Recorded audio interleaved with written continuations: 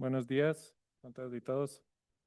Bienvenidos al quinto y último día del seminario Devolver la Polis de la Ciudad. Bueno, les agradezco por haber resistido 5 días de mesas temáticas y también participado, ¿no? Durante estas 2 semanas. Hoy nos encontramos en la quinta mesa, que tiene, digamos, una vocación más de cierre, en donde intentaremos redondear o sistematizar un poco las discusiones y tendencias que se han podido identificar al respecto de los giros políticos de los gobiernos locales en los últimos años. Para sistematizar un poco, este seminario se estructuró en torno a 5 mesas. Esta es la última. La primera se dedicó a los gobiernos locales de izquierda, digamos, quizás con una tendencia más clara a la izquierda. Y se presentaron los casos de Montevideo, Rosario, Ciudad de México y Nueva York. Después, la segunda mesa giró en torno a los gobiernos de derecha, con el análisis de los casos de Buenos Aires, León, Guanajuato, Guayaquil, el norte de California, Sevilla, Cádiz y Valencia. También nos pareció interesante, por otro lado, analizar la noción de alternancia de las posiciones políticas de los gobiernos locales. Para esto se desarrolló la mesa de la alternancia de los gobiernos locales de izquierda, y ahí se trataron los casos de Lima, Sao Paulo y La Coruña. Y también se trató el tema de la alternancia de los gobiernos locales de derecha. Y nuevamente se trató el caso de Sao Paulo, caso muy interesante, Bogotá, Santa Cruz, en Bolivia, Madrid y Barcelona. Bueno, como se podrán dar cuenta, fueron algunas ciudades, de hecho casi 20 ciudades, pertenecientes a América Latina, Estados Unidos y España. Y nada, ahora sin quitar más tiempo, les presento a nuestro moderador que nos acompaña desde Córdoba, en Argentina. Él es Marcelo Corti. Marcelo es arquitecto por la Universidad de Buenos Aires, especialista en planeamiento urbano y regional por la misma universidad y máster en ciudad, políticas, proyectos y gestión por la Universidad de Barcelona. Marcelo actualmente se desempeña como director de la maestría en urbanismo en la Facultad de Arquitectura, Urbanismo y Diseño de la Universidad Nacional de Córdoba. Dirige la editorial y revista Café de las Ciudades.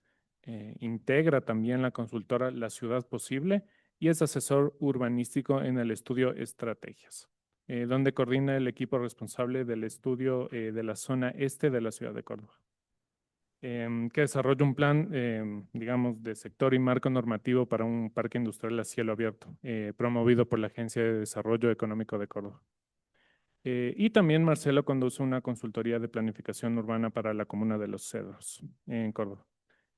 Además, es coordinador de un estudio con financiamiento del BID, destinado a definir intervenciones estratégicas prioritarias para la transformación de la ciudad de Posadas, esto es en Misiones, y consultor en otro estudio, también con el apoyo del BID, para la recuperación ambiental de la laguna de Chascomús y su entorno. Algunas obras de Marcelo es el libro La ciudad posible, entre otros. Muchas gracias, Marcelo. Gracias a todos por estar aquí nuevamente y adelante. Bueno, muy bien, muchas gracias. Les voy a pedir disculpas porque vengo saliendo de un catarro y como se darán cuenta todavía no he salido del todo. Así que espero que mi voz no me falle. De todos modos, por lo menos en esta primera parte, mi rol es simplemente presentar a los expositores. Voy a arrancar entonces por Agustín Salerno, quien va a comentar los casos de giro a la derecha. Perdón. Agustín Salerno es licenciado en Sociología por la Universidad de Buenos Aires, magíster en Ciencia Política y doctor en Sociología por el Instituto de Altos Estudios Sociales de la Universidad Nacional de San Martín, IDAES UNSAM. Actualmente se desempeña como becario postdoctoral del Consejo Nacional de Investigaciones Científicas y Técnicas, CONICET, con lugar de trabajo en el Instituto de Investigaciones Sociales de América Latina de la Facultad Latinoamericana de Ciencias Sociales, ICSAL, Flaxo. Sus intereses de investigación se centran en las élites políticas argentinas, ha analizado diferentes gabinetes nacionales y subnacionales y sus tesis de maestría y doctorado se enfocaron en el análisis de los funcionarios de los ministerios de Desarrollo Social durante los años en que gobernaron el PRO y Cambiemos en la Ciudad Autónoma de Buenos Aires, la provincia de Buenos Aires y a nivel nacional. Adicionalmente, se desempeña como profesor titular en la materia Teoría Social Clásica de la carrera de Trabajo Social del Instituto Universitario Nacional de Derechos Humanos, Madre de Plaza de Mayo. Adelante, Agustín, disculpas por mi lamentable voz para presentarte, pero no es nada personal contra ti.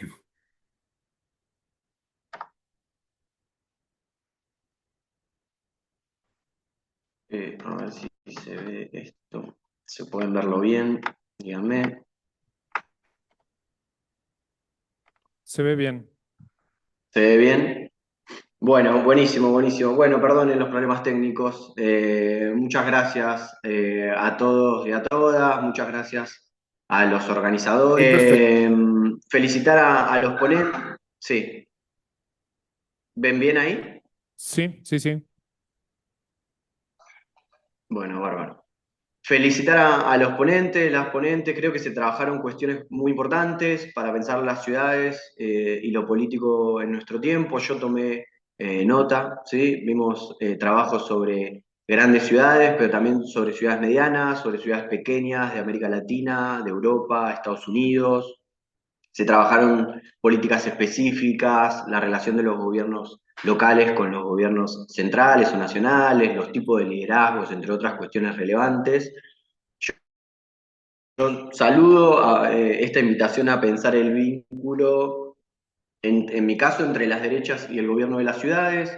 Solemos pensar más el vínculo de las derechas con cuestiones nacionales, como la cuestión represiva, como la cuestión económica, y creo que es fundamental ampliar esa agenda para comprender el mundo en el que vivimos, ¿no? Que ese es un poco el objetivo. Yo creo que el crecimiento, el auge actual de las derechas arraiga en cuestiones como mucho más profundas y que las ciudades son espacios fundamentales para pensar a las derechas, para pensar sus agendas, para pensar sus partidos, sus recursos en el nivel local, ¿no? Yo voy a plantear una lectura a lo largo de 4 ciclos que no se da en todos los países de la región de manera igual, pero sí la bibliografía reconoce como ciclos importantes de la política latinoamericana que hay que salir a pensar en cada caso nacional y local específico, ¿no? Sobre todo tener cuidado de pensarlo en estos ciclos, en países que fueron a contramano estos ciclos, que mostraron otras tendencias, ¿no? O ciclos de inestabilidad, o ciclos más largos de derecha, o ciclos ininterrumpidos de izquierda, ¿sí? Los ciclos son las transiciones democráticas, las reformas pro mercado, el giro a la izquierda y el crecimiento de las derechas, ¿sí? En principio, querría repasar un poco esto, que es la derecha frente al desafío de la transición democrática, ¿no? Luego de décadas de dictadura militar en la región, los partidos políticos en general y los de la derecha en particular enfrentaron el desafío de volver a la competencia política, de construir arraigo en todos los niveles, de desarrollar recursos propios.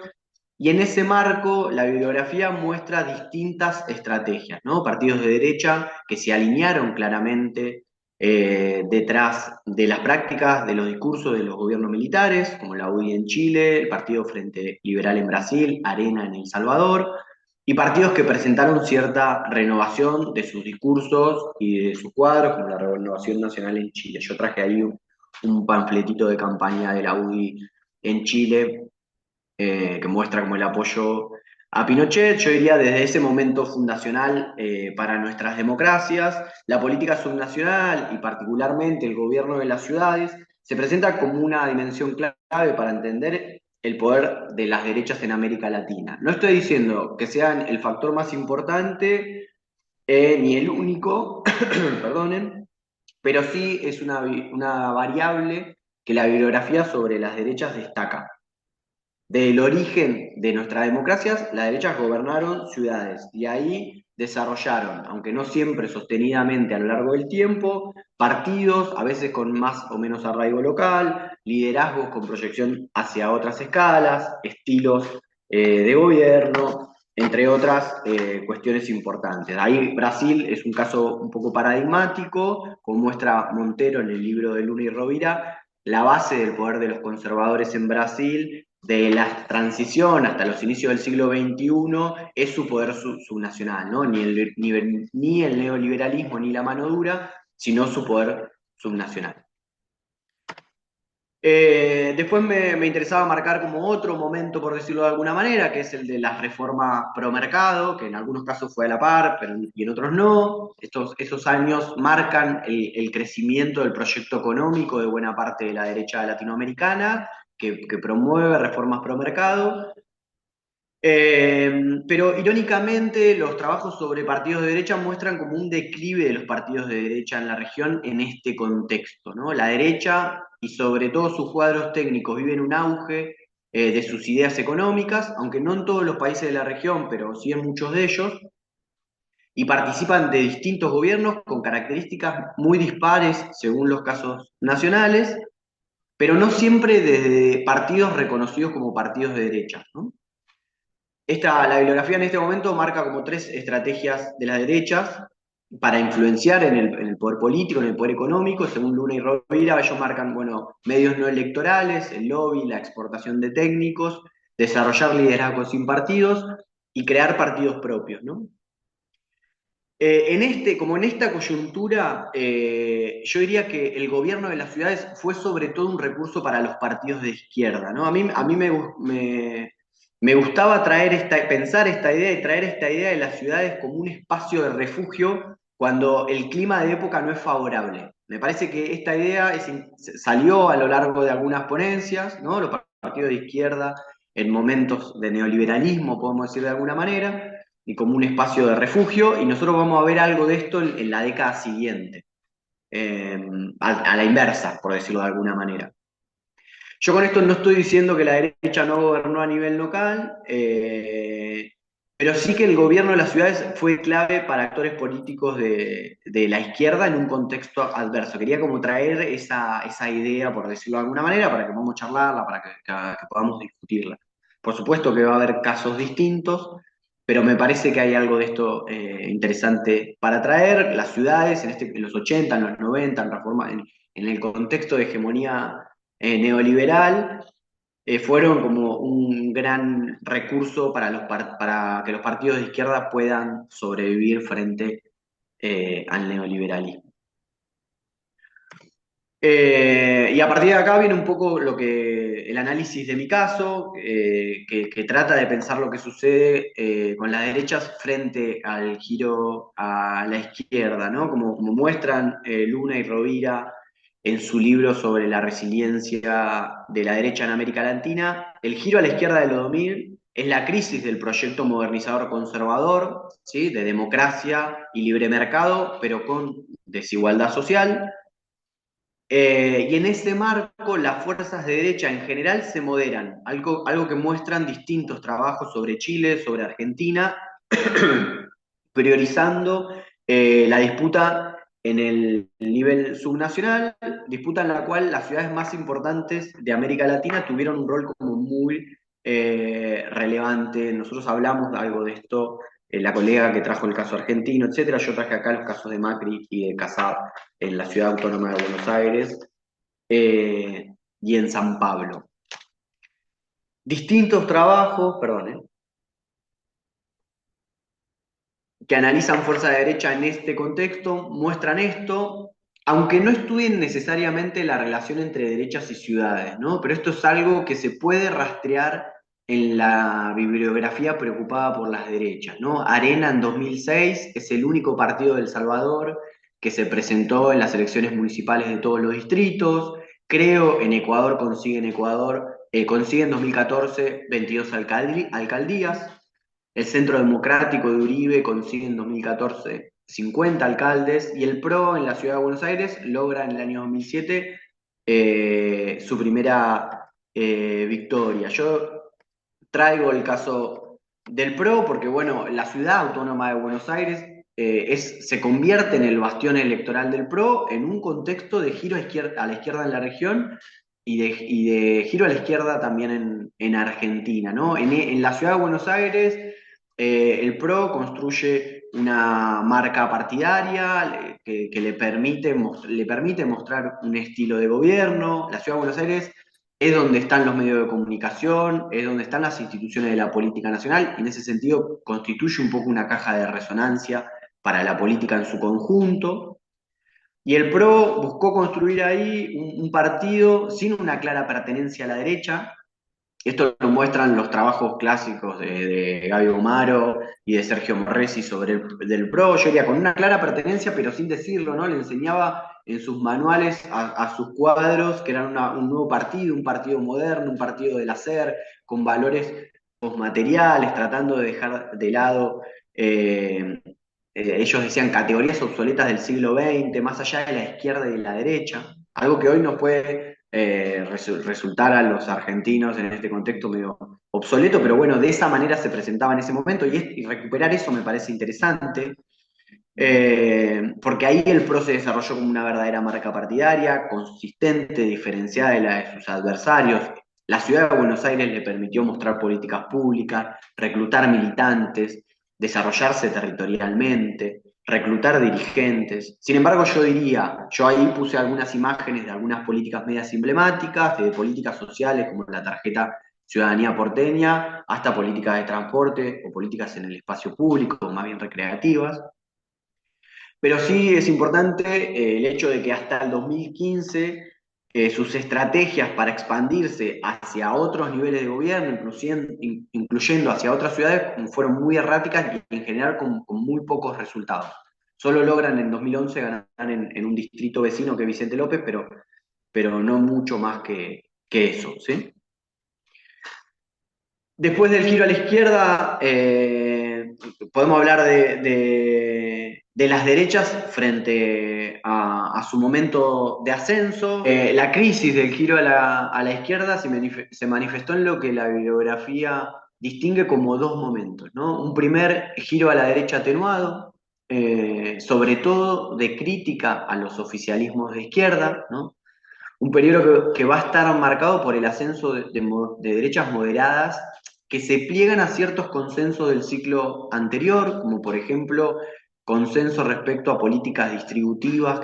Bueno, se observa por supuesto en el giro a la derecha, a la centroderecha, en Argentina en 2015, en Brasil en 2016, en Chile en 2017, en Colombia en 2018, en Uruguay en 2019, en Ecuador en 2021, solo por nombrar algunos ejemplos. Este es un momento donde las ciudades siguen siendo un recurso para esta fuerza derecha, ¿no? Siguen siendo gobierno en muchas ciudades importantes, eh, pero además, como mostrar eso funcionó como plataforma para proyectarse a nivel nacional. Muchos cuadros saltaron luego al nivel, cuadros locales que luego saltaron al nivel nacional en el caso argentino. Yo diría lo nacional es lo más trabajado. Yo remarco como esto último, ¿no? Para distintas fuerzas políticas de derecha fue un momento de expansión hacia el gobierno de otras ciudades gobernadas.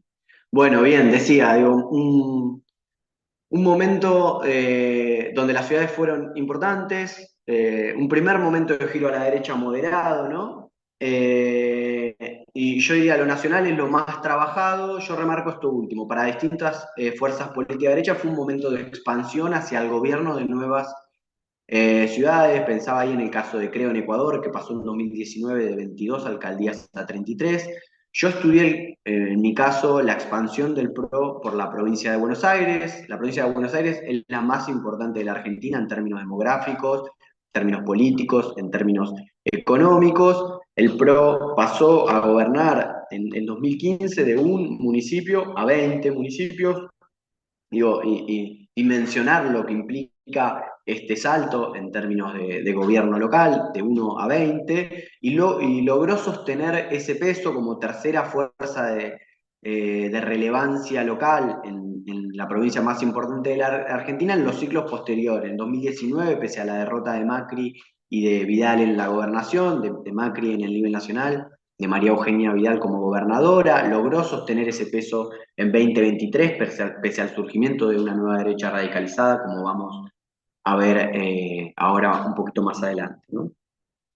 Hay bibliografía cualitativa, cuantitativa, que analiza un poco esa expansión, muestra cómo la ciudad de Buenos Aires fue importante como una caja de resonancia, como un trampolín de muchos cuadros, inclusive también a municipios vecinos a la ciudad de Buenos Aires, cómo se importaron también de ahí algunas recetas de gestión vinculadas al transporte y a otras cuestiones específicas del gobierno de la ciudad, pero también el PRO mostró ahí algunos problemas, ¿no? Para arraigar en actores locales con una perspectiva de mediano y largo plazo, mostró una fuerte centralización hasta el año partidaria, hasta el año 2019, o sea, Mauricio Macri era muy importante como figura nacional que ordenaba lo que sucedía a nivel local. Esto empieza a cambiar a partir de 2019, en donde las dirigencias locales del PRO empiezan a ganar como más autonomía. Me interesaba mostrar como este momento de crecimiento de la derecha, pese a que es un momento de moderación, el crecimiento en nuevas ciudades. Por supuesto que hay un segundo ciclo que a nosotros nos resulta como un poco más cercano ahora en el tiempo, un segundo momento marcado por el surgimiento de nuevas derechas radicalizadas, ¿no? Se observa en Brasil en 2019, en Argentina en 2023. Recuerden que antes Javier Milei se había presentado solo en la Ciudad Autónoma de Buenos Aires, otra vez en la Ciudad Autónoma de Buenos Aires, como una plataforma de inicio de una propuesta de derecha en la Argentina, que luego tuvo resonancia nacional, ¿no? Pero pienso también en los casos de Chile en 2021, de El Salvador en 2019. Hay un ciclo acá nuevo de crecimiento de derechas radicalizadas, derechas radicales. Bueno, ahí hay toda una discusión en la bibliografía. En Chile, autores como Cristóbal Rovira muestran claramente cómo esa moderación de la derecha previa frente al conflicto social hizo que un sector de ese electorado se sienta ideológicamente abandonado, dando lugar también al surgimiento, crecimiento de nuevas derechas radicalizadas, ¿no? Acá aparece también un nuevo tema en la bibliografía, que es el estudio de la relación entre estos distintos tipos de derecha, algo yo creo que es importante para pensar a nivel local, algo de eso trajo la colega que habló del caso argentino a lo largo de este seminario. Lo que la bibliografía viene mostrando ahí, que sería interesante profundizar en el nivel local, es que las derechas radicalizadas vienen empujando a las derechas moderadas hacia posiciones más extremas, ¿no? No estoy diciendo que esto no les guste a las derechas que llamamos moderadas, no estoy haciendo una valoración, sino que es algo que uno observa en el campo, ¿sí? En los discursos que tienen ahora estos cuadros que forman parte de estas derechas moderadas, en sus presentaciones públicas, en prácticas concretas que antes hacían de otro modo, en los tipos de perfiles jerarquizados. Esto es algo que se ve en las propuestas locales. Yo traje acá una diapo del caso del PRO en la ciudad de Buenos Aires, ¿no? Y pienso ahí desafíos que impone el surgimiento de derechas radicales al gobierno de las ciudades, ¿no? Hay a la derecha un tuit de un dirigente de La Libertad Avanza, del partido de Javier Milei, ¿no? Como impulsando a profundizar una limpieza social con discursos excluyentes.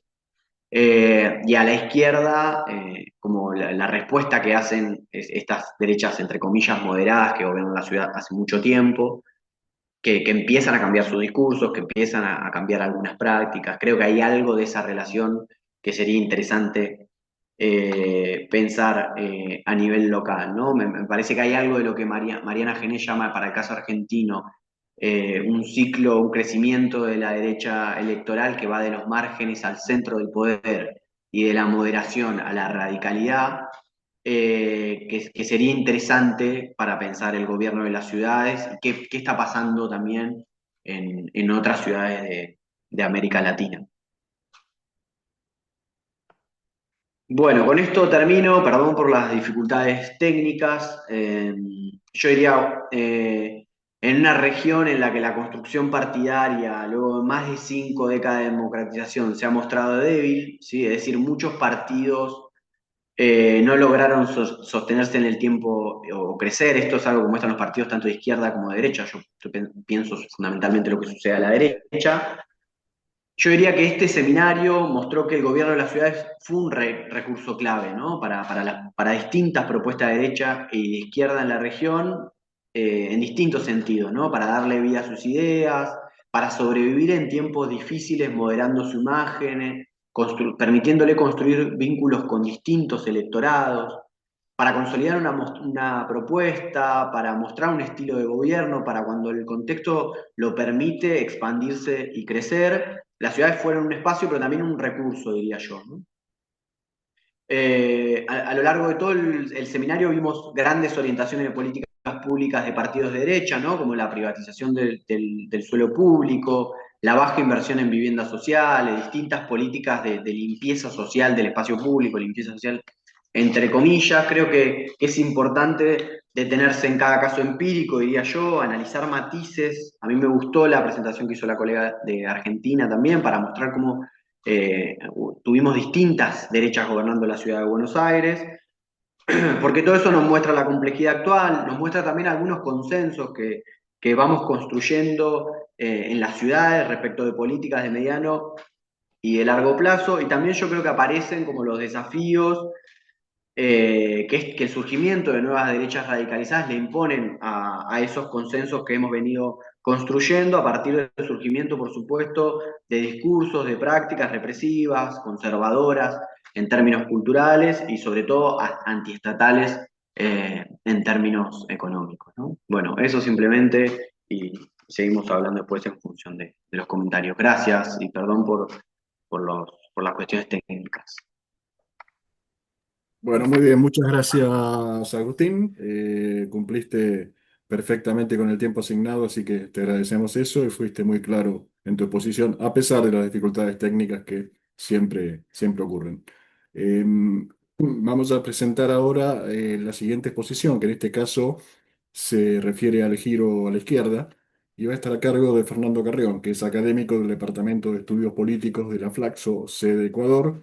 Es arquitecto por la Universidad Central del Ecuador y tiene estudios de posgrado en el Colegio de México y la Universidad de Buenos Aires. Con más de 4 décadas de trayectoria, ha combinado docencia, investigación, gestión académica y pública en torno a temas como vivienda, urbanización, ciudad, centros históricos, patrimonio cultural, seguridad ciudadana, violencia, narcotráfico, fronteras, descentralización y sociología del fútbol. Fue director de Flaxo Ecuador entre 1995 y 2004, donde lideró su refundación institucional y fue fundador del programa de estudios de la ciudad, así como de múltiples redes académicas y organizaciones internacionales como Civitic, o la CIF, IEU y la actual URBSTIC, entre otras. Ha escrito 23 libros de autor, editado más de 58 y publicado centenares de artículos académicos y periodísticos. Su obra ha sido traducida al inglés, portugués, francés, alemán e italiano, alcanzando más de 320.000 lectores en todo el mundo. Reconocido con 11 premios internacionales y nacionales, 7 condecoraciones y 5 nombramientos de huésped ilustre en distintas ciudades de América Latina, es el único ecuatoriano en recibir el Premio América de Arquitectura en Teoría y ha sido distinguido como una de las 50 personalidades más influyentes de Iberoamérica por Es Global. Actualmente es académico del Departamento de Estudios Políticos de Flaxo de Ecuador y presidente de la Alianza Interuniversitaria URSTIC. Fernando, también con disculpas por la pobre voz con la que te presenté, te dejo con tu público. Bueno, en primer lugar, un saludo cordial a todas las personas que se encuentran aquí en sala, como también bajo los medios virtuales que hoy día tenemos. Un saludo a Agustín y obviamente a ti, Marcelo, que espero que te recuperes pronto para seguir escuchándote. Lo que voy a poner a consideración de ustedes está más referido al tema de los gobiernos de izquierda en América Latina. Por eso el título de la exposición mía es la izquierda en las ciudades de América Latina. Y de alguna manera coincide también con la periodización que nos presentó este momento Agustín. En términos introductorios, lo que habría que decir es que desde 1998 hasta ahora, 2 líneas de izquierda se habían configurado a nivel general de América Latina y principalmente en los ejecutivos nacionales. La una, lo que se ha denominado como el socialismo del siglo XXI, que tiene presencia en Venezuela, Nicaragua, Bolivia y Ecuador, y una segunda que terminé por ponerle el nombre, la del progresismo de izquierda, donde está Brasil, México, Argentina, Chile, Uruguay y Colombia, pero también hay diferencias en cada uno de estos procesos, pero bueno, ese puede ser un poco la cobertura general de estos procesos. La idea es ver qué relación hay entre estos procesos nacionales, estos procesos generales, con lo que pasa a nivel local. Y entonces parto con una primera idea que es fuerte, que tampoco es tan cierta, pero que ayuda, señalando de que estamos viviendo una emergencia del poder local desde los procesos del retorno a la democracia desde fines de la década de los años 70, principios de los 80 en América Latina. En otras palabras, los procesos de elección popular de los gobiernos nacionales se expandieron también hacia los territorios, porque no había en todos los países elección de autoridades locales. Y eso produjo dos cambios importantes. Uno, un cambio en la representación, con lo cual se rompió la lógica de la delegación que había de los gobiernos nacionales a los locales y se inició la elección popular de los alcaldes. Un cambio muy fuerte que hace que justamente los territorios empiecen a democratizarse. Y la segunda son los procesos de participación que desde aquel momento empiezan a consolidarse en América Latina con mecanismos como, por ejemplo, la silla vacía, las cuotas de género, lo que significa la rendición de cuentas, el presupuesto participativo, las iniciativas populares, las consultas populares, que son un conjunto de elementos que hacen que haya formas de participación principalmente en los gobiernos locales.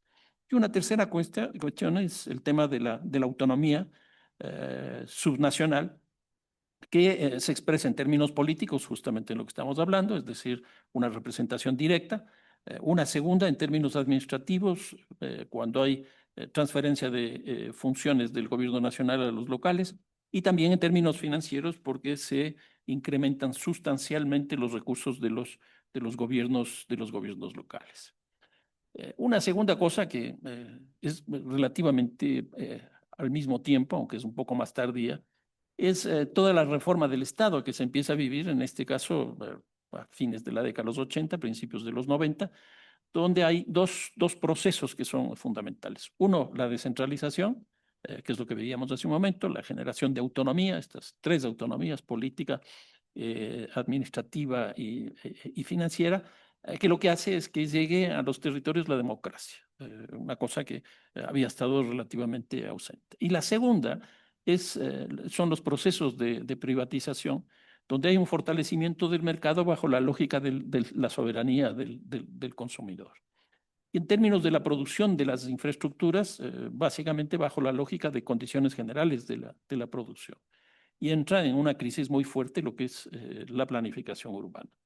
En otras palabras, tenemos por un lado todo el proceso de retorno a la democracia con procesos de democratización del territorio y por otro lado una reforma del Estado que tiende a posicionar el tema económico de características neoliberales. Y eso establece una contradicción relativamente fuerte entre lo que significa la democratización de los territorios y por otro lado las políticas económicas. Y ahí se van ubicando las dos corrientes principales de derecha y de izquierda.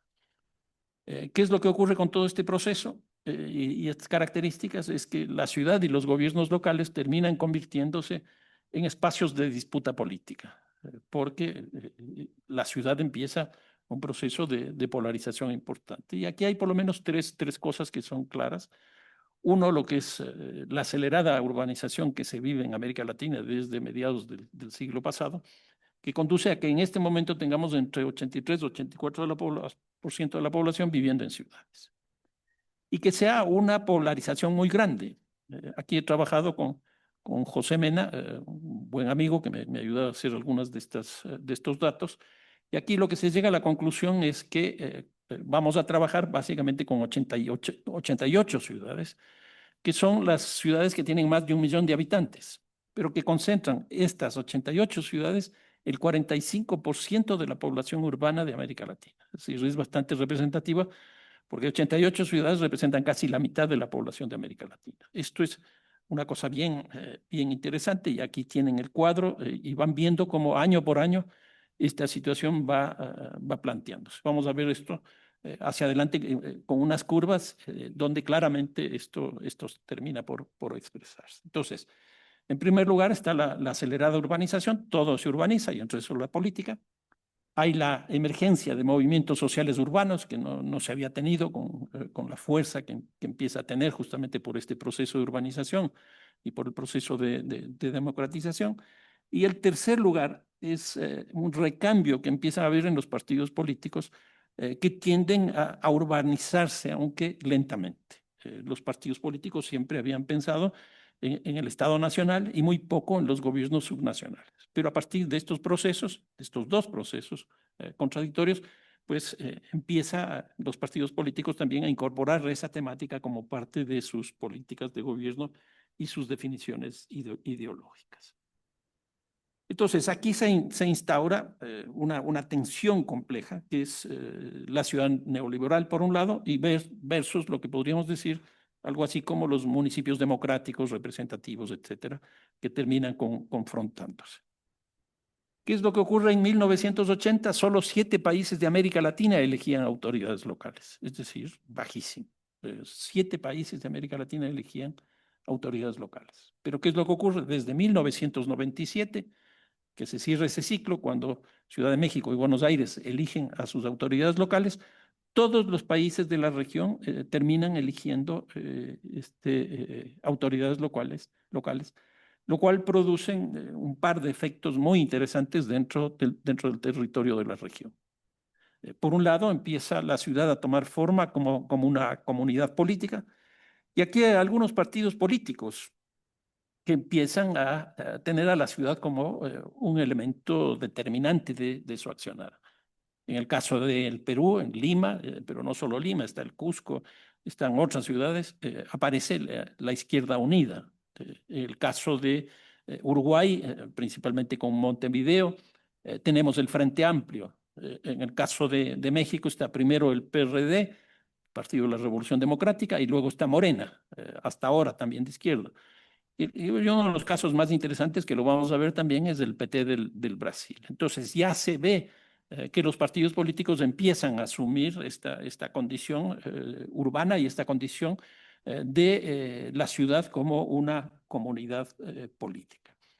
Y en ese contexto no solo que hay un recambio de los partidos políticos, sino que también hay nuevos actores urbanos, que es lo que veíamos hace un momento. Entonces aquí aparecen, y esto es muy interesante, aparecen indígenas, pueblos originarios, que terminan representando en algunas ciudades a sus comunidades. En el caso del Ecuador, nosotros tenemos varias alcaldías provenientes justamente de estos sectores. El caso de las mujeres, es impresionante cómo las mujeres empiezan ya a tener un peso específico. Pongamos el caso de Ciudad de México, donde las últimas 2 jefas de gobierno son mujeres. En el caso colombiano tenemos sacerdotes que llegaron a puestos relevantes dentro de municipios de algunas ciudades. Lo mismo el caso de obreros y de pobladores. En el caso de obreros, por ejemplo, hay ejemplos interesantes en Brasil, y de pobladores también en algunas ciudades de América Latina. Entonces, no solo que son los partidos políticos, sino también estos nuevos actores urbanos que empiezan a tener su presencia. Y entonces, esto termina por modificar las relaciones nacional-local, porque antiguamente la relación era de lo nacional a lo local de una manera absolutamente subordinada o delegada. Pero ahora empieza una cosa totalmente distinta, porque empieza a configurarse una lógica multinivel. Es decir, hay varios niveles del Estado, donde en cada uno de esos niveles hay poderes distintos, lo cual conduce a que el equilibrio de poderes ya no sea exclusivamente en términos de los tradicionales que nuestras constituciones establecen entre las distintas funciones, ejecutivo, legislativo, judicial, sino también en términos de los territorios. Y eso empieza a posicionarse con bastante fuerza. Por eso es que la relación local-nacional cambia, y al revés también, de lo nacional a lo local. Entonces aquí tenemos algunos ejemplos que son interesantes y básicamente son de izquierda, que van de lo local a lo nacional. He puesto tres ejemplos. El caso de Ciudad de México, donde su jefe de gobierno termina siendo presidente de México. Y luego hay una reelección donde la jefa de gobierno termina siendo presidenta de México. Los dos casos nacen de la ciudad capital. Ese es un salto, pero impresionante. El caso de Bogotá es exactamente lo mismo en Colombia. El actual presidente de la República fue alcalde de Bogotá. Y uno de los casos más pioneros, llamémoslo así, es el caso de Uruguay con Montevideo, donde también Tabaré Vázquez de intendente pasa a ser presidente de la República. En otras palabras, hay una proyección de lo local hacia lo nacional desde la perspectiva de la izquierda. Y hay casos también, como por ejemplo el caso de Brasil, que es muy interesante, porque el Brasil con Lula, que es un obrero metalúrgico, y su partido es el Partido de los Trabajadores, termina adquiriendo una condición ciudadana que va más allá del trabajo, más allá de la fábrica, para convertirse en un partido más bien de carácter ciudadano. Y en esa perspectiva yo creo que lo municipal se proyectó hacia lo nacional e hizo que el PT sea un partido ciudadano y se logre la presidencia de la República en el 2003 por parte del presidente Lula. Y un caso adicional que también es muy interesante, que no es desde lo municipal, sino desde lo territorial, que se va hacia lo nacional, es el caso de Bolivia con Evo Morales, porque Evo Morales es básicamente de la zona cocalera.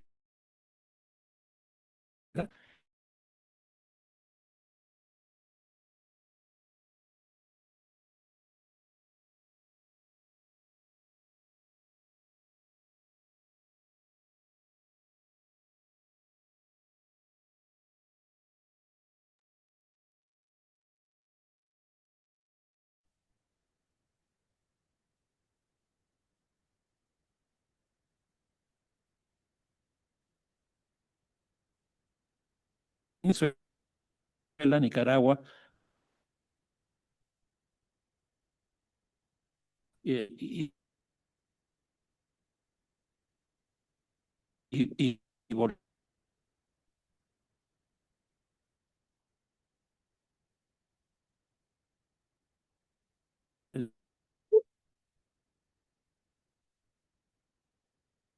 A la ciudad, quizás de la gente vinculada a la ciudad. Y luego el caso del Ecuador, en el año 2008, es decir, 20 años después, es el segundo país que reconoce el derecho a la ciudad. No hay ningún otro país que constitucionalmente lo haya hecho. Y hay un caso complicado, que es el de Caracas, porque en la Constitución de 1998, Caracas era una ciudad autónoma, pero en la reforma constitucional que se hace ya en la época de Maduro, Caracas pierde esa condición de autonomía y vuelve a adquirir la condición de una ciudad delegada del gobierno nacional.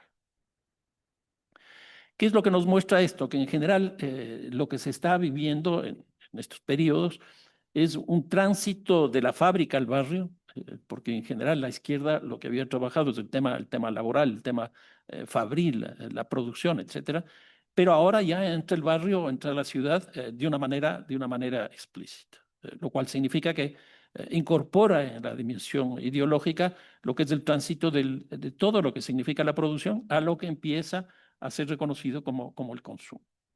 Entonces, aquí hay dos casos que vale la pena señalar. El uno es de Brasil y el otro de una ciudad, que es el caso de Ciudad de México.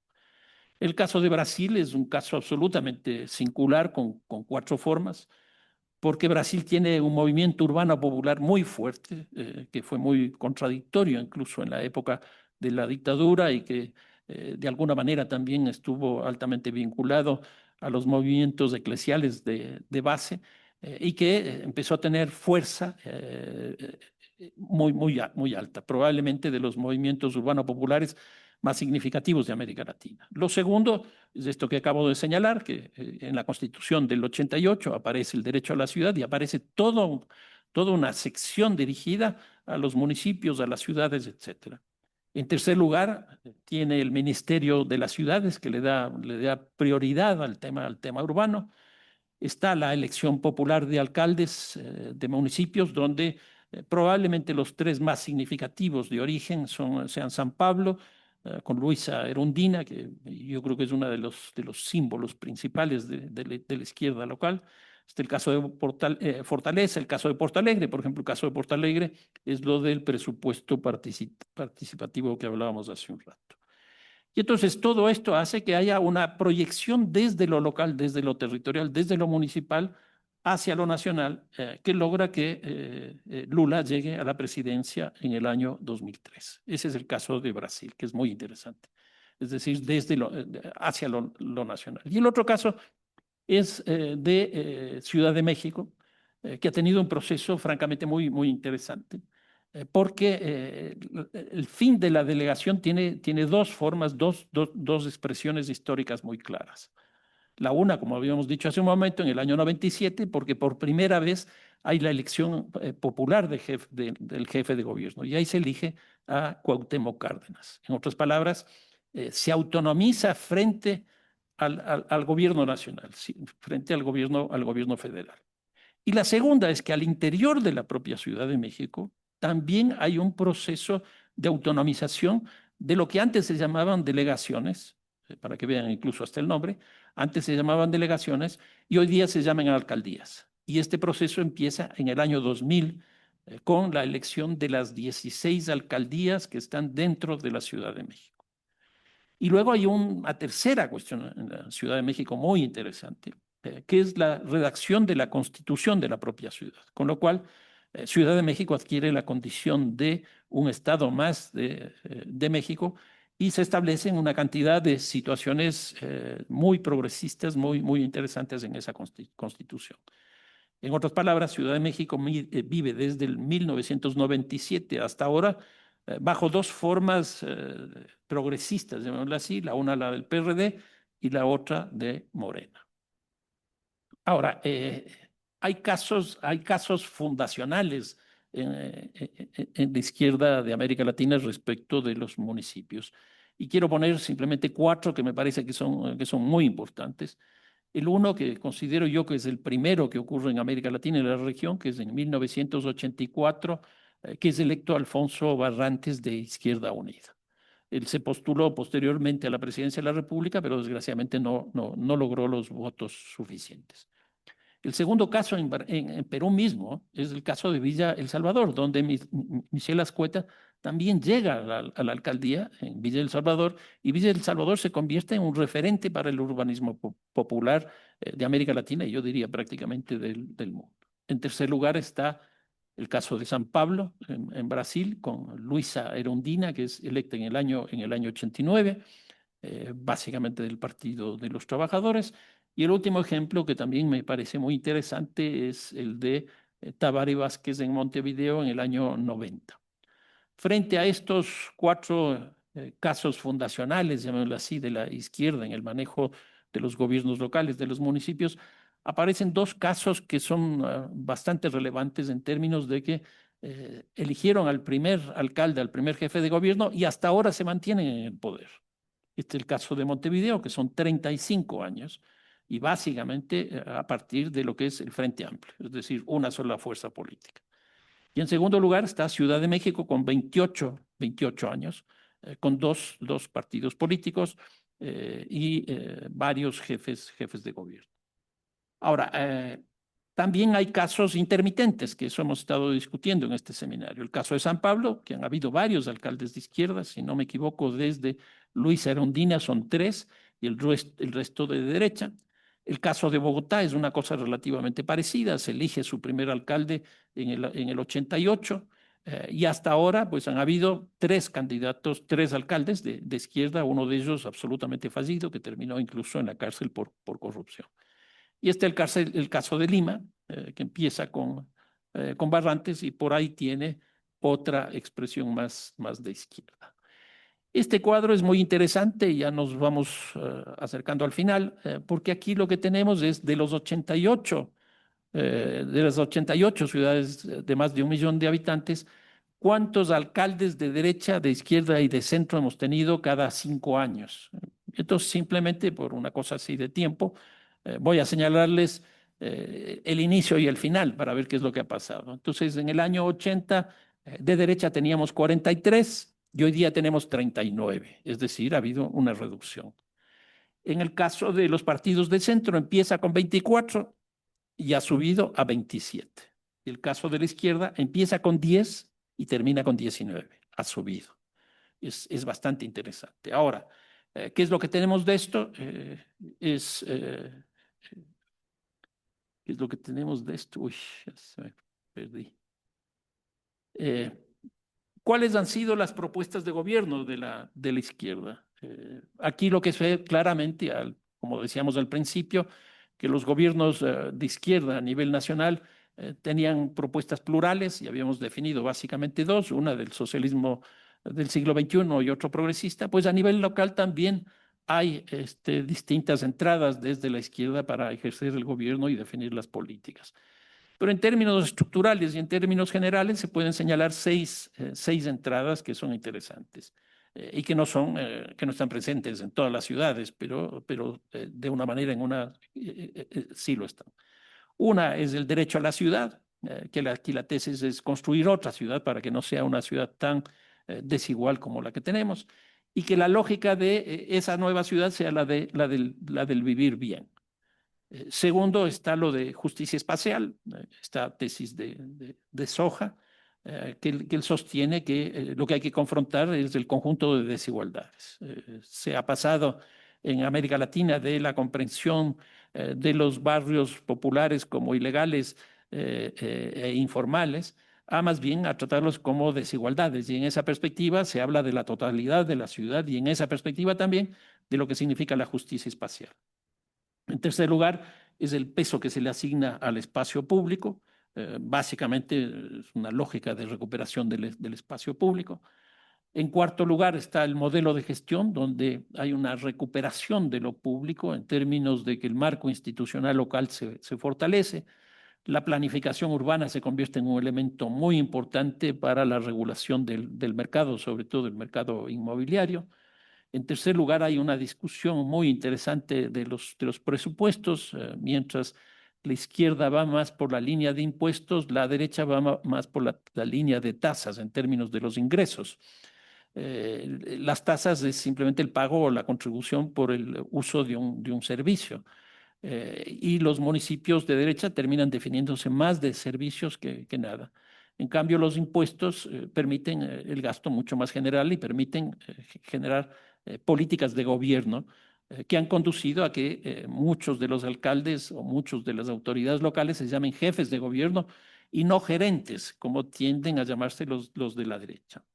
En quinto lugar está el peso que adquieren las políticas de suelo y vivienda con la regularización, por un lado, y por otro lado, la producción de vivienda. Y finalmente está lo que significa lo que es la infraestructura y los servicios, que en este caso no son condiciones generales de la producción, sino las condiciones generales de la vida.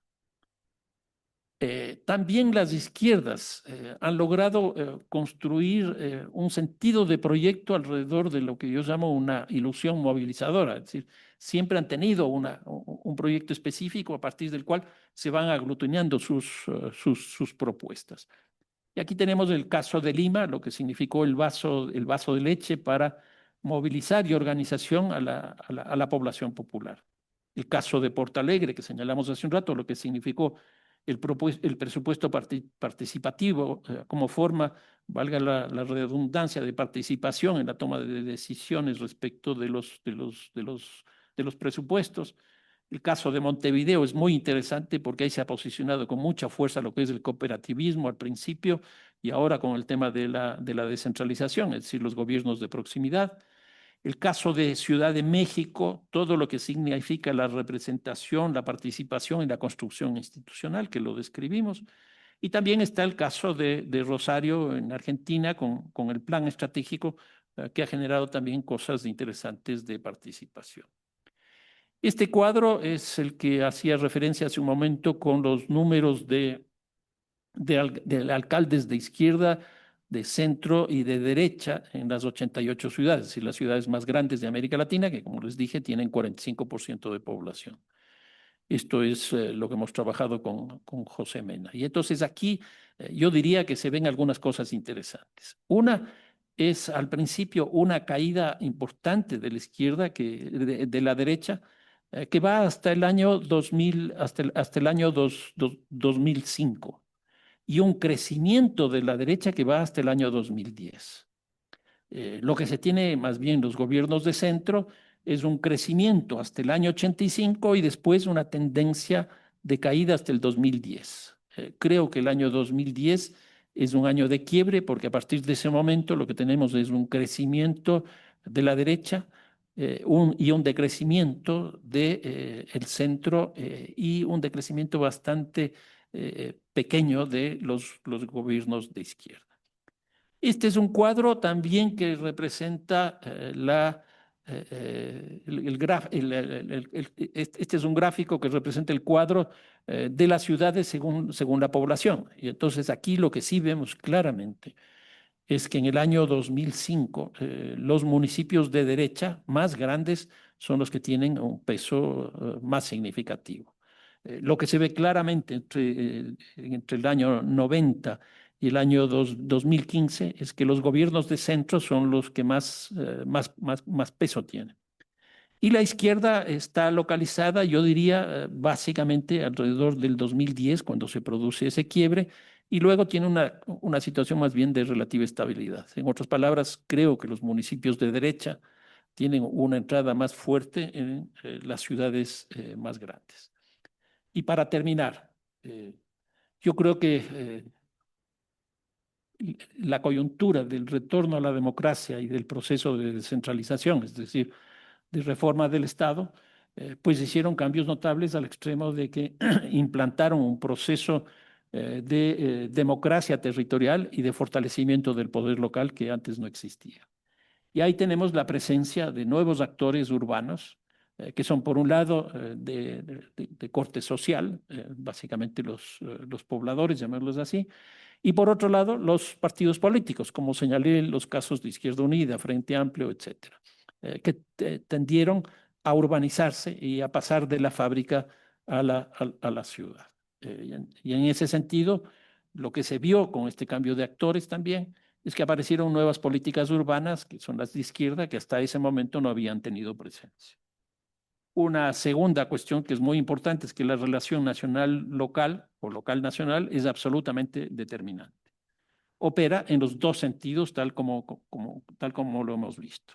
Y el debate entre autonomía y economía es lo que de alguna manera tiende a definir las posiciones de derecha y de izquierda en las ciudades. La autonomía es básicamente fortalecimiento de la democracia, mayores competencias, mayores recursos económicos, y la economía es el manejo que se hace de la misma desde la perspectiva del mercado, desde la perspectiva de la soberanía del consumidor. Según Saskia Sassen, hoy las ciudades, los estados y el mercado son actores globales, lo cual ha conducido a que nuestras ciudades hoy día tengan una presencia, por un lado, en la constitución de sus propios gremios, por decirlo de alguna manera, donde también hay una presencia bastante importante, y en segundo lugar, de su presencia en el ámbito global. Hoy día los municipios tienen sus organizaciones nacionales y tienen sus organizaciones globales donde están permanentemente presentes debatiendo justamente sus políticas. Creo que esta presencia del poder local y bajo las líneas estas de la izquierda es uno de los cambios más importantes que se han producido en la ciudad. Pero desgraciadamente esta no es una óptica que se estudia mucho en América Latina. Y creo que nos estamos perdiendo la posibilidad de conocer mucho más lo que está ocurriendo en la ciudad de la región. Muchísimas gracias.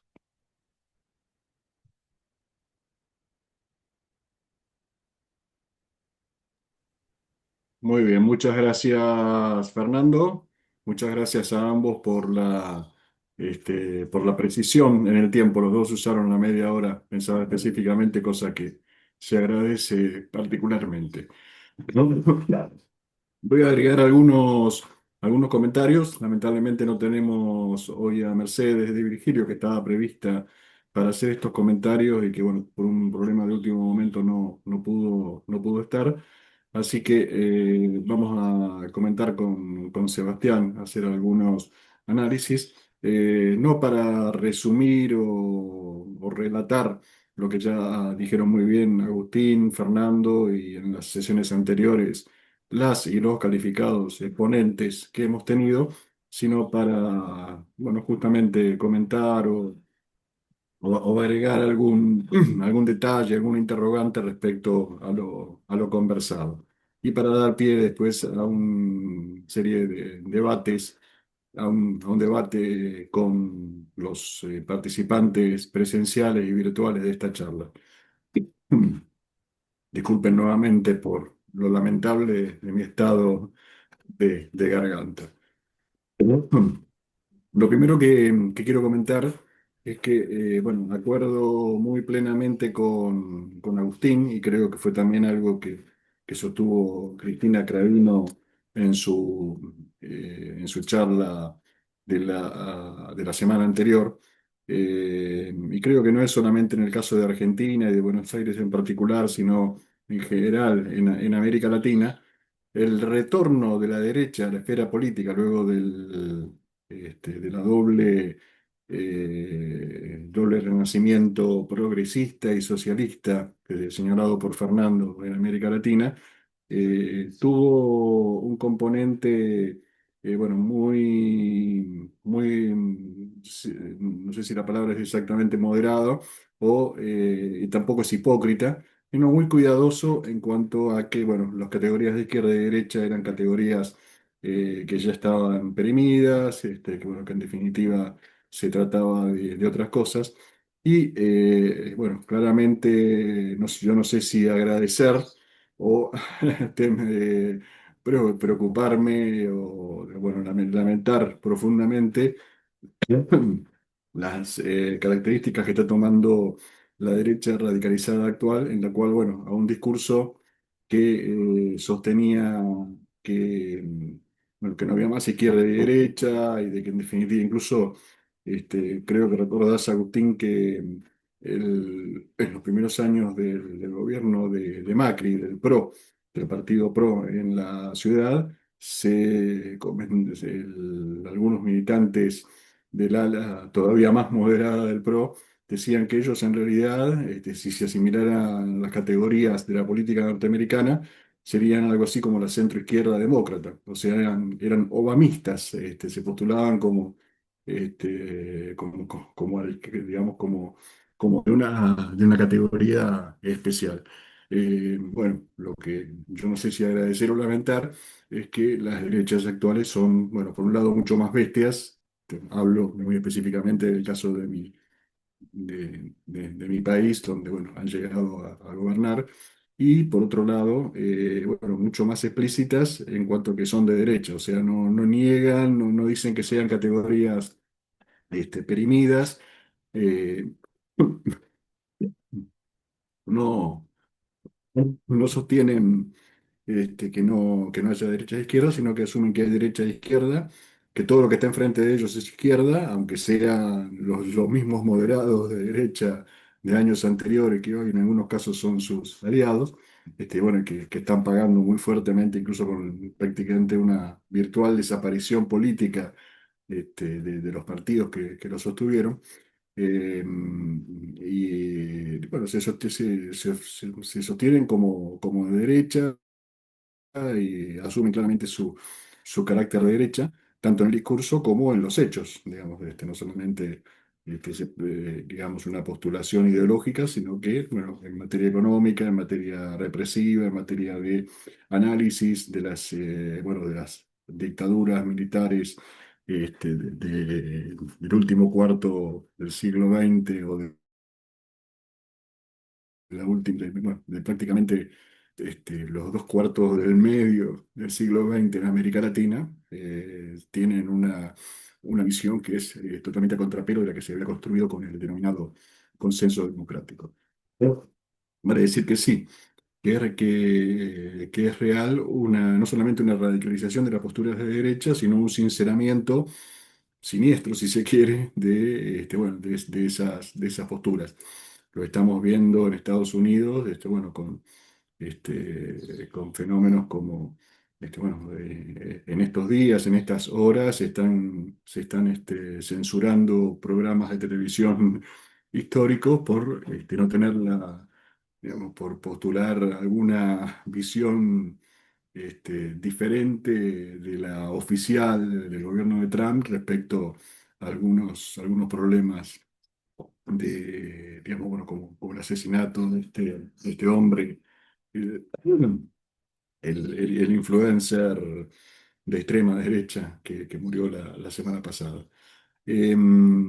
Una segunda cuestión que yo creo que ya es más de análisis histórico, reciente pero histórico. Yo creo que ya hemos pasado a otra etapa en materia de políticas urbanas, es que tiene que ver con esta cuestión de las derechas como no asumiéndose como tales, digamos, las derechas moderadas de la, de la segunda década de este siglo, de la década del 10, es que en muchos casos toman posturas o políticas urbanísticas sobre todo de la centroizquierda europea de los 80 y los 90, digamos, básicamente de digamos, desde en las décadas finales del siglo XX, los gobiernos de izquierda en América, en Europa, toman una postura que ya no es la del eurocomunismo o la de posiciones más radicalizadas, digamos, bueno, de algunos sectores del laborismo británico, o en general digamos, algunas ciudades gobernadas por una izquierda bastante dura y bastante propuesta como tal, sino, bueno, en un fenómeno que podríamos llamar como similar pero contrapuesto al que mencionaste respecto a la derecha, eh, digamos, la izquierda o la centroizquierda europea de los años finales del siglo XX, postula unos cambios, una serie de cambios en materia de políticas urbanísticas que incluyen, por ejemplo, la participación pública-privada. Digamos, ya no se ve al capital como un enemigo, sino como alguien que, bueno, puede ser conducido por el sector público, pero que no es a priori un enemigo. La idea del partenariado público-privado, la idea de, bueno, el rescate del espacio público como una categoría tanto urbanística y arquitectónica como política, la idea de recuperación de la ciudad tradicional, digamos, y bueno, esto más vinculado a una crítica al urbanismo moderno ortodoxo del siglo XX, vale decir que, bueno, básicamente son políticas de izquierda muy sui generis, muy distintas a las políticas urbanísticas duras que pudieron haber caracterizado bueno, los 30 años gloriosos europeos del 45 al 75, la época del estado de bienestar, o, bueno, las políticas de la Viena Roja, digamos, los gobiernos socialistas de entreguerra en ciudades del norte de Europa. Bueno, básicamente, yo creo que Barcelona es en este caso el ejemplo más concreto. eh, Toma un partido de izquierda, el socialismo, con alguna alianza con sectores más de izquierda más dura, eh, toma, digamos, propone un modelo que termina el siglo XX siendo, con el que termina el siglo XX siendo ese modelo, el modelo Barcelona, el modelo propuesto como, bueno, el que iba a triunfar en todas las ciudades del mundo. Y era un modelo que no se discutía, que no se discutía ni desde la izquierda ni desde la derecha. O sea, no había digamos, no había una réplica. Digamos, no quiero hablar de pensamiento único, pero fue un modelo tan exitoso, con logros, bueno, tan evidentes digamos, bueno, que tuvo un éxito muy fuerte en todo el mundo y se expandió a todo el mundo. De hecho, bueno, cuando vos mencionabas, Agustín, bueno, los primeros años del gobierno de Macri, incluso yo creo que hasta el gobierno de Larreta, digamos, que fue el que pagó los platos rotos de la radicalización de derecha, digamos, muchas de las políticas son políticas que podrían, digamos, con algún reparo seguramente, entrecerrando un poco los ojos y haciendo caso omiso de algunas particularidades, pero básicamente aparece la cuestión del espacio público como tema importante, inclusive políticas que actualmente se atribuían a sectores de izquierda y que gobiernos más del centro izquierda en Buenos Aires no lograron implementar, como la urbanización de villas miserias, digamos, de asentamientos de asentamientos informales, digamos, ¿sabes? Digamos, no es que se ha resuelto todo el problema, pero ha habido digamos, una práctica muy intensa y hay barrios muy emblemáticos de la ciudad, sobre todo en zonas, bueno, más centrales, que fueron objetos de urbanización y de erradicación, contrarias a las políticas de erradicación tradicional que había tenido, por ejemplo, la última dictadura argentina, que erradicó todas las villas de emergencia de Buenos Aires. Eh, entonces, bueno, yo decía que hay un punto de reflexión acerca perdón, vuelvo a pedir disculpas por mi lamentable voz de hoy, pero digamos, no pude presentarme en mejores condiciones. Bueno, yo creo que bueno, hay un punto a estudiar, digamos, cuánto habla tanto de la moderación de la derecha como del verdadero carácter de izquierda o los verdaderos sentidos de la renovación urbana, por ejemplo, de Barcelona y de la renovación urbana tal como fue practicada en muchas ciudades del mundo y en muchas ciudades de América Latina en los primeros años del siglo XXI. Bueno, cuánto habla esta neutralización entre políticas de izquierda y políticas de derecha que resultan o que parecen a veces demasiado similares. Y, y por último, no es una reflexión, sino una pregunta que largo al debate, este, que, digamos que comenzaremos en unos minutos, acerca bueno, habitualmente se pensaba en términos escalares esta cuestión de los gobiernos de izquierda o de derecha. eh, eh, digamos, haciéndose cargo de gobiernos urbanos, haciéndose cargo de municipalidades, de ayuntamientos, de prefecturas, como una especie de muestra, una especie de bueno, desarrollo en pequeña escala de lo que esos gobiernos serían si llegaran a tomar el poder en materia nacional. Eh, digamos, yo llamaría eso una relación escalar. Vos algo de eso referiste, digamos, con bueno, el famoso caso del Partido Comunista Italiano refugiado en las ciudades, bueno, cuando, en la época de la Guerra Fría, cuando era muy difícil pensar que el comunismo, por más eurocomunista que fuera, tomara el poder en Italia. Bueno, refugiado en las ciudades como un lugar donde mostrar, digamos, bueno, una vidriera de lo que serían políticas de izquierda en otros tiempos futuros, este, en casos de aplicarse a nivel nacional. Eh, no, algo similar podemos postular respecto a la derecha. Pero yo lo que veo es que son muy disímiles los gobiernos, digamos, los gobernantes comunales, por otro lado, digamos, relativamente pocos y pocas, y por otro lado, bueno, en general de grandes ciudades latinoamericanas que llegaron a instancias más amplias eh, o más, bueno, más abarcadoras a nivel nacional, y muy disímiles sus posturas ideológicas, digamos, desde la centroderecha o conservadorismo digamos, contaminado de neoliberalismo de Fernando de la Rúa, que bueno, fue el primer jefe de gobierno de la ciudad que pasó a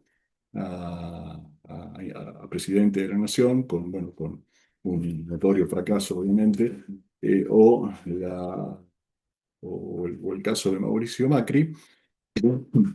En Colombia tenemos a Petro, un gobernante de izquierda, y actualmente un gobernante más de centro derecha o en algunas posturas muy de derecha, con Enrique Peñalosa se postula, no sé con qué posibilidad de éxito para este, para la elección presidencial que creo que será el año que viene. Y en el caso de México, una gobernante, bueno, más claramente de izquierda como Claudia Sheinbaum, que llega desde la Ciudad de México al gobierno nacional mexicano. Pero en todos esos casos, yo lo que me pregunto es si llegan porque digamos, las políticas que pudieron implementar en sus ciudades. Fueron políticas que los promovieron, digamos, que les sirvieron de vidriera para ascender a cargos nacionales, o si lo que ha habido, por el contrario, es que lo que ha sido vidriera es la exposición mediática que les permite, bueno, el hecho de controlar grandes ciudades, las ciudades donde están los grandes canales, las grandes cadenas televisivas, las grandes cadenas mediáticas, o sea, cuestión de visibilidad mediática, una cuestión de conocimiento, ser conocidos. En el caso de Mauricio Macri hay que agregar también algo anecdótico. Me acuerdo antes de la elección del 2015, donde ganó Mauricio Macri, estaba hablando con un amigo de Jujuy, una provincia muy remota del norte argentino, donde, digamos, que, bueno, él iba a votar a Macri y decía que en Jujuy iba a ganar Macri, como efectivamente ganó. Y le preguntábamos, bueno, pero ¿lo conocen a Macri? ¿Cómo lo conocen? Bueno, resulta que Macri era presidente de un club muy popular de la Argentina. No quiero mencionarlo por razones éticas. Y bueno, no era tan conocido por ser un jefe de gobierno durante 8 años de la ciudad de Buenos Aires, sino por ser presidente de un club de fútbol, obviamente muy popular y con mucho más aparición en los medios que la política urbanística de la ciudad de Buenos Aires. Así que bueno, es una pregunta que dejo para el debate. Vuelvo a pedir disculpas por mi pobrísima voz de esta jornada y bueno, agradecer por la posibilidad de moderar y bueno, circunstancialmente comentar y hacer alguna observación sobre lo que hemos visto estas 5 jornadas que han sido más que interesantes. Muchas gracias. Te dejo, Sebastián, con el público. Bueno, muchas gracias, Marcelo. Eh, Creo que ya hay muy poco que decir. No sé si hay alguna pregunta. Ya, perfecto. Entonces, contigo y después con el señor. Sigan, por favor. Ok. Bueno, un saludo especial para todos y para todas.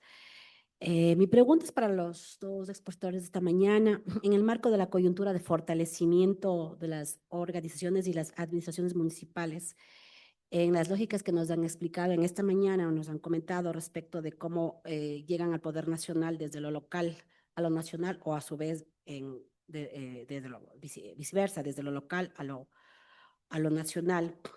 ¿Cuáles consideran que son los ejes fundamentales sobre los cuales deben trabajar en términos de desarrollo urbano, planificación y desarrollo urbano en las ciudades que han tenido un alto crecimiento poblacional? Esa es una pregunta. Y la otra es para Fernando en relación a cómo mira la lógica de justamente de planificación urbana en la última década o históricamente aquí en Quito, que dada la logística de la ciudad, tenemos un crecimiento actualmente hacia arriba, ¿no? O sea, donde se reemplaza una vivienda por un edificio con varios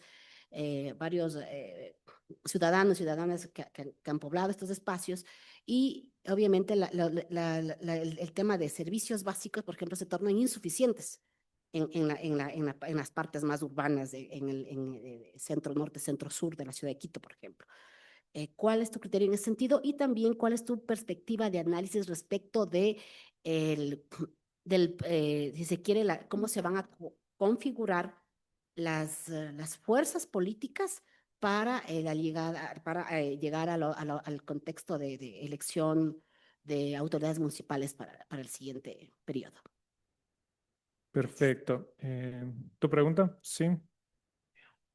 Gracias, Sebastián. Bueno, gracias, Marcelo, por moderar también esta mesa número 5. Felicitaciones a los ponentes. Mi nombre es José y fui quien ayudó a hacer los cuadros, la presentación del arquitecto Carrió. Y Agustín, a mí me llamó mucho la atención la línea de tu presentación que dice mediar la marca, ni de izquierda ni de derecha. Y con eso, con esta entrada, yo les comparto un poco unas observaciones que hice que pasó cuando realicé los cuadros, porque el tema este del centro yo creo, tiene tanto protagonismo en los cuadros porque hay muchos partidos que son centro izquierda o centro derecha. Y esos ya les ubiqué en el centro. Cuando son centro derecha con tendencia a derecha, derecha extrema, los ubicaba en la derecha y lo mismo con la izquierda. Y otra observación que tuve es que cuando hay los cambios de gobierno en la ciudad, en muchos de los casos pasan de izquierda, o sea, siempre pasan por el centro. No es de izquierda a derecha un cambio abrupto, digamos, sino que hay como esta transición de pasar por el centro. Entonces, eso también como una observación. Otra segunda observación es el tema este de los nuevos actores hemos visto en las láminas de Fernando, porque hay estos actores que están en el gobierno, bajo el gobierno de la ciudad, que no tienen partido político, son independientes y son esta mediación de la marca, supongo, Agustín, y, y se han mantenido por años así. Se han mantenido por años, y como es el caso de la ciudad de Cartagena de Indias. Otra más que con respecto a lo que hemos revisado en la mesa número 3 del día miércoles, el caso de Lima, que también hay esta como transmutación, como pasó con la alcaldesa de Lima, que entra como que de izquierda y empieza a hacer una actuación de derecha con los corredores urbanos que les habían puesto de colores, provocando un rechazo del pueblo pero bestial que terminó en malos términos su gestión y le eligieron al alcalde anterior. Y también regresando también con los nuevos actores, que es el otro caso también que pasa en las ciudades en Brasil, donde hay estos actores religiosos como los evangelistas, que tienen mucha presencia en el territorio y eso también lleva a que tengan mandatos en ese territorio, mandatos políticos. Entonces, parece que este tema del medio, del centro, también lleva a una suerte como de crisis, como pasa en los partidos ecuatorianos, que hay muy pocos partidos, pero muchos movimientos, cientos de movimientos, que no se sabe si son de izquierda o derecha. Entonces, quisiera, no sé, que me ayuden profundizando un poco este tema de mediar la marca. Como esta marca, que por ejemplo hay el caso de la ciudad de Guayaquil, que es un caso de un presidente de lo nacional o local, un presidente llega a la alcaldía de la ciudad y se mantienen en el gobierno bajo la misma tienda política por alrededor de 40 años. Llega una crisis como la del COVID y rompe este régimen urbano, que es lo que vimos en el caso de A Coruña, dando la oportunidad al municipalismo con un nuevo actor, también de igual manera. Entonces, parece que este tema del centro o la mediación de la marca es muy importante también, como que de transición entre izquierda y derecha. Eso les puedo comentar, gracias. Listo. Muchísimas gracias, José. Yo, para terminar, voy a leer una pregunta del chat. Elsa María Castro pregunta, ¿cuáles serían las principales estrategias para dinamizar la descentralización en América Latina? Bueno, pueden empezar de acuerdo al orden de presentación, quizás de Agustín, después Fernando, y yo finalmente haría unos avisos al respecto del final del seminario. Adelante, Agustín. Bueno, buenísimo. ¿Me escuchan ahí? Sí, Bueno, gracias. Yo, la verdad que muy breve. Felicitaciones a Fernando, la verdad que me gustó muchísimo la presentación. Me parece que hay muchas puntas que salieron a lo largo de todo el seminario que retomaste bien. A mí en particular me gusta la propuesta de Fernando de pensar la relación entre lo local y lo nacional. Me parece que ahí hay un desafío de poder salir de la mirada, no digo que no sea importante, pero de la mirada más corta sobre el local y pensar como grandes problemas que pueden estar ahí dando vuelta en nuestros países, ¿no? Yo traía un poco la cuestión de lo local y la relación con la construcción partidaria, sobre todo de la derecha. Vos me parece que trajiste como eso y un poco más, ¿no? Y me pareció interesante y que quede ahí como la agenda de no encerrarse en lo local. Yo pensaba en relación a lo que dijo, gracias a todos por los comentarios, en relación a lo que dijo Marcelo, sin duda la ciudad, yo diría, fue una plataforma para el PRO, hubo una decisión estratégica del PRO desde los inicios de Mauricio Macri de quedarse en la ciudad de Buenos Aires, pese a que después de 2013 él tuvo propuestas para ir a nivel nacional y para irse a otros niveles, como puedo pensar el caso de Francisco de Narváez, un candidato de derecha que decidió irse a la provincia, y que terminó en un derrotero un poco conocido. El PRO apostó por la ciudad de Buenos Aires, es un distrito que es un bastión, que lo pelea cuando no tiene que pelearlo. Vamos a ver qué pasa acá en el futuro, pero en principio, sin duda la ciudad fue importante, sin duda que eso se articula con lo mediático y con otras dimensiones. Eh, pero fue clave sobre todo para sostenerse en el tiempo, ¿no? Para mostrar un estilo de gobierno, para refugiarse cuando el clima de época era otro, para tener recursos, para reclutar militantes. Yo diría que ahí hay algo clave. Sobre todo lo que muestran los trabajos sobre partidos es que es difícil sostenerse en el tiempo, y en ese sentido yo creo que hay una punta para pensar la relevancia de lo local, ¿no? Eh, Gracias por la pregunta, por los ejes para trabajar en las grandes ciudades poblacionales. Yo creo que yo no soy un especialista en este tema, por supuesto que lo que uno ve es que sin duda se plantean desafíos en torno al transporte, a la vivienda, a los servicios básicos. Creo que ahí seguro que haya gente que pueda responder mejor esa pregunta. Y respecto de lo de mediar la marca, yo hablaba más que de mediarla, de moderarla, del desarrollo de una marca partidaria, que esto no es algo que logran todos, ¿no? Ahí hay un trabajo muy bueno sobre Brasil, de Lupu. Y yo decía, del desarrollo de una marca partidaria que te permite como tener consistencia, diferenciarte de otros partidos en un contexto de moderación, ¿no? Entonces es una marca moderada, por decirlo de alguna manera. Eh, y en ese sentido, bueno, los desafíos que esto implicaron, hay trabajos buenos, cualitativos, que analizaron cómo se dio esto concretamente en el caso de la Ciudad de Buenos Aires. Hay que nombrar a Gabriel Gomaro, a Sergio Morrese, ¿no? Eh, y yo, relacionado a lo que decía José del cuadro, yo también me preguntaba, bueno, ¿cómo armaron ese cuadro? ¿Cuál es el criterio metodológico, teórico, para poner algún partido de un lado, un partido del otro? Teniendo en cuenta estos contextos tan distintos, por decirlo de alguna manera, donde actores que de pronto parecen de centro, parecen de derecha, ¿con qué lógica construyeron ese cuadro?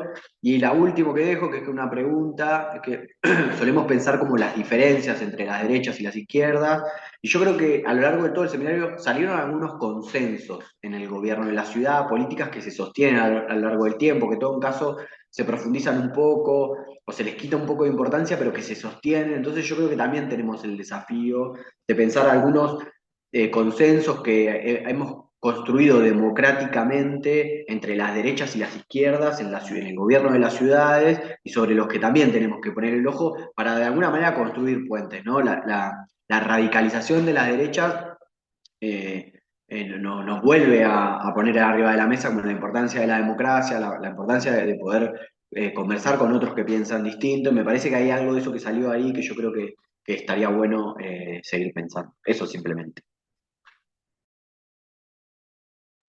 Perfecto, adelante, Fernando. A ver, tres o cuatro cosas.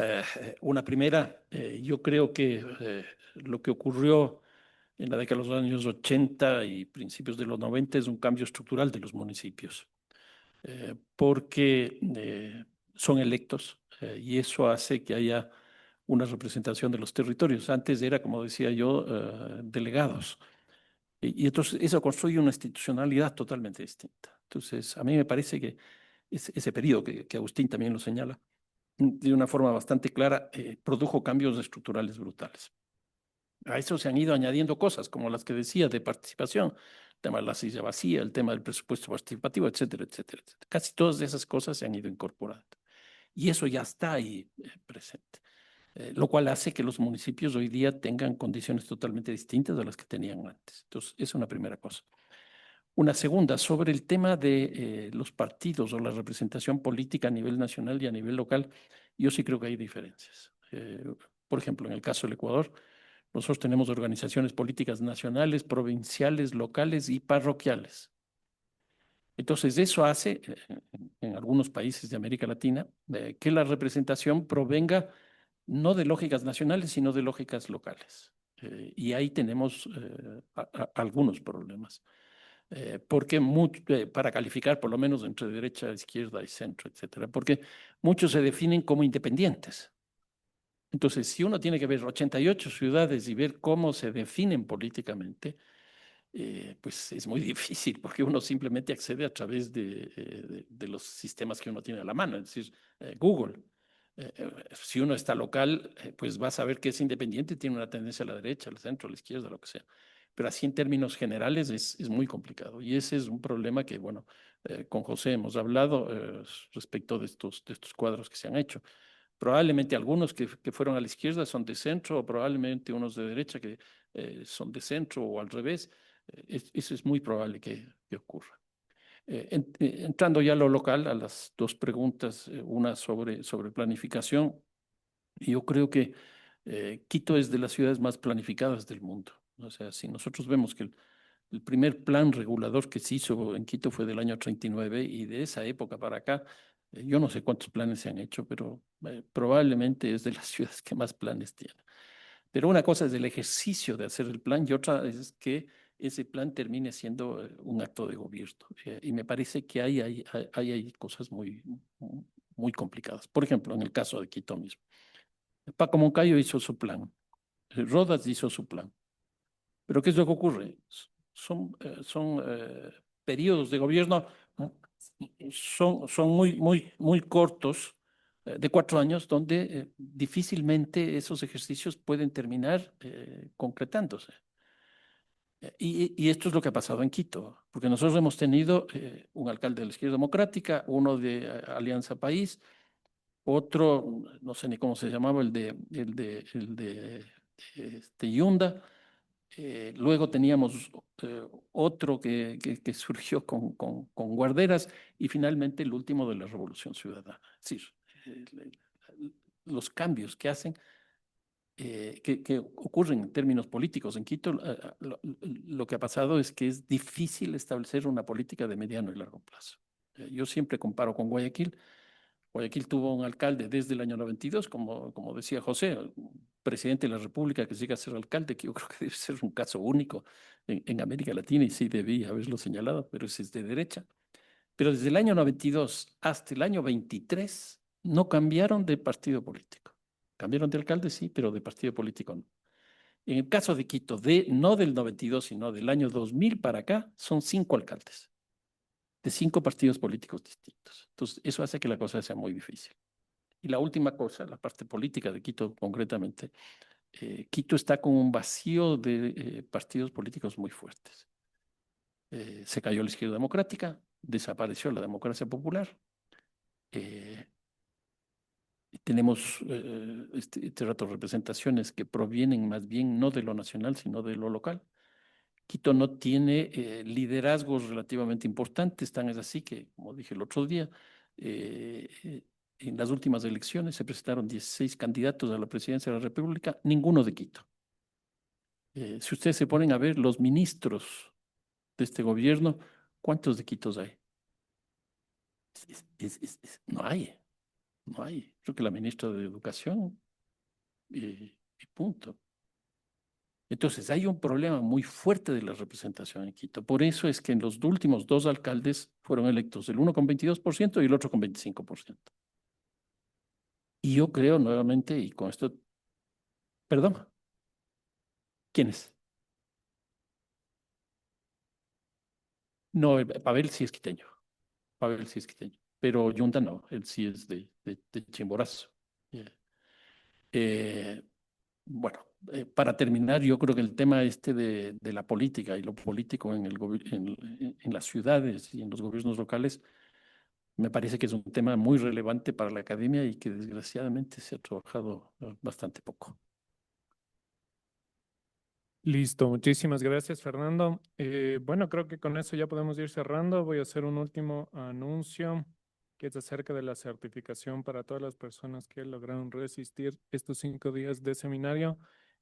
Acabamos de revisar el mecanismo para que puedan hacer el pago para el certificado. Tienen que ingresar a www.flaxo.edu.es/pago y en la sección de otros van a ver un icono y el nombre del seminario. Tienen que dar clic en el icono del carrito, me parece, para poder acceder al mecanismo de pago. Eso, bueno, y nada más, agradecerles a todas las personas que vinieron acá, los que están virtualmente. Estaremos comunicándonos igual con los ponentes para la producción editorial producto de estos 5 días de seminario. Y nada, muchísimas gracias y que tengan un buen fin de semana. Muchas gracias, muchas gracias. Chao, Marcelo, cuídate mucho. Agustín, encantado de conocerte. Gracias. Encantado, saludos a todos y a todas. Chao, chao. Gracias, Fernando. Gracias, Agustín, Sebastián, todas, todos. Chao, nos vemos.